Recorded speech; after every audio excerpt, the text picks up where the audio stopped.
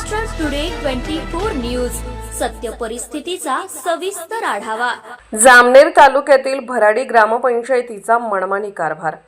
जामनेर तालुक्यातील भराडी येथील रहिवासी सुभाष गंगाराम शिंदे यांचे पंतप्रधान आवास योजनेमध्ये सन 2023-24 मध्ये घरकुल मंजूर झाले असून संबंधित ग्रामपंचायतीचे ग्रामसेवक व ग्रामपंचायत सरपंच हे हेतू पुरस्कर जातीय द्वेषातून संबंधित लाभार्थ्यास घरकुल बांधकाम करण्यास अडथळा आणत आहेत। घरकुलाचा पहिला हप्ता मिळाल्यामुळे त्यांनी ते 1974 पासून राहत असलेल्या जागेवरच त्यांनी घरकुलाचे बांधकाम केले।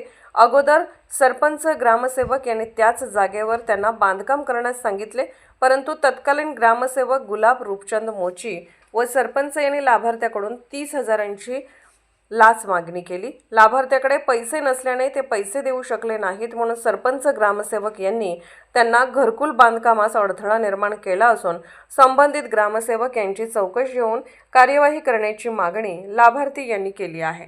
तसेच जातीय द्वेषातून हेतू पुरस्कर त्रास देणाऱ्या ग्रामसेवक सरपंच यांच्यावर वरिष्ठ अधिकाऱ्यांनी चौकशी करून योग्य ती कारवाई करण्याची मागणी सामाजिक कार्यकर्ते यांच्याकडून होत आहे। त्वरित चौकशी न झाल्यास ते जळगाव जिल्हा परिषदेसमोर उपोषणास बसणार असल्यास त्यांनी आमच्या प्रतिनिधींशी बोलताना सांगितलं। तुमचं नाव काय? सुभाष गंगाराम शिंदे। कुठले राहणार आहे आपण? भराडी तालुका जामनेर जिल्हा जळगाव। काय प्रॉब्लेम दादा आपला, काय विषय? मी 1974 पासून राहत असून ही जागा माझ्या नावाची करताना वारंवार 100 अर्ज दिले। पंचायत समिती, जिल्हा परिषद, कलेक्टर साहेब यांच्याकडे देऊन सुद्धा माझ्या नावे जागा लागत नाही।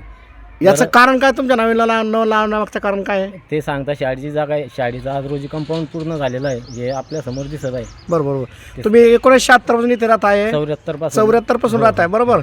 आणि इथं आता तुमचं घरकुल मंजूर झालंय? हो हा? हो। आता पहिया बांधा तुम्हाला कोणी सांगितलं होता? सरपंच ग्रामसेवकनी पहिल्या बांध्याचं सांगितलं। आणि आता काय म्हणताय ते? आता ते पैसे मागताय 15,000 रुपये। पैसे द्या तेव्हा तुमचे पुढचे चेक तेव्हा तुमचे पुढचे चेक टाकतो।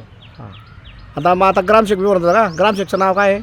पवार भाऊसाहेब म्हणून हे नवीन येले 15,000 रुपये मागतात। 15,000 मागतात। 15,000 न दिल्यामुळे तुम्हाला ते इथे चेक बांधकाम करू टाकताना, दे। हो. चेक चेक टाकता नाही। बरं, आता आपलं काय म्हणणं, जर आपले चेक नाही टाकलं तर आपण काय करणार आहे? त्यांच्यावर कायद्यानुसार कारवाई करण्यात यावी अशी आपली मागणी आहे का? हो. महाराष्ट्र टुडे मराठीसाठी ब्युरो रिपोर्ट चंदू खरे, जामनेर, जळगाव।